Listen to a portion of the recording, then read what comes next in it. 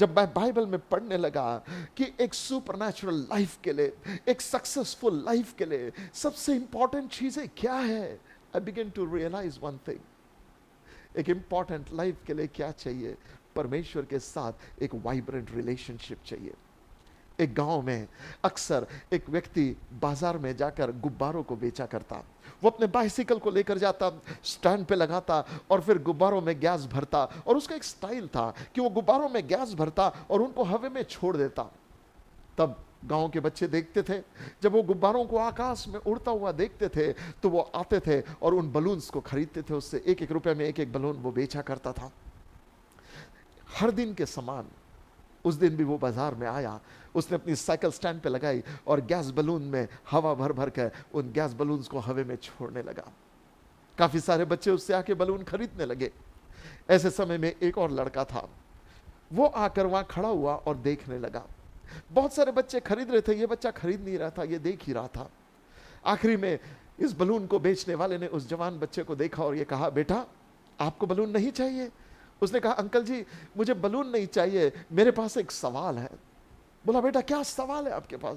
बोला, अंकल जी मेरे पास एक सवाल है और सवाल यह है, मैंने आपको देखा कि आपने येलो वाले बलून में हवा भरी, गैस भरी, उसको छोड़ा वो ऊपर चढ़ा गया। आपने ग्रीन वाले में भरी, उसको छोड़ा वो भी ऊपर चला गया। आपने पिंक वाले में भरी, उसको छोड़ा वो गया। आपने व्हाइट वाले में भरी, उसको छोड़ा वो भी ऊपर गया। अंकल मेरा सवाल है, अगर वो ब्लैक वाले में आप भरेंगे क्या वो ऊपर जाएगा?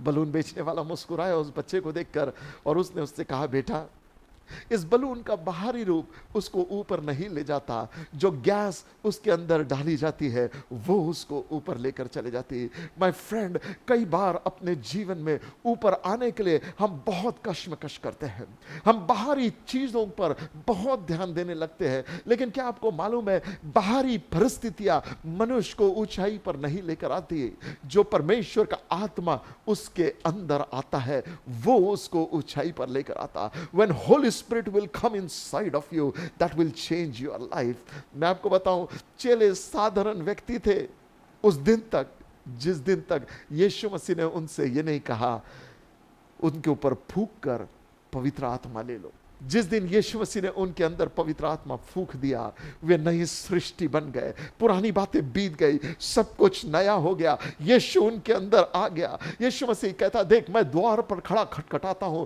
यदि तू मेरा शब्द सुनकर दरवाजा खोलेगा मैं भीतर आऊंगा। प्रभु यीशु हमारे अंदर आता है।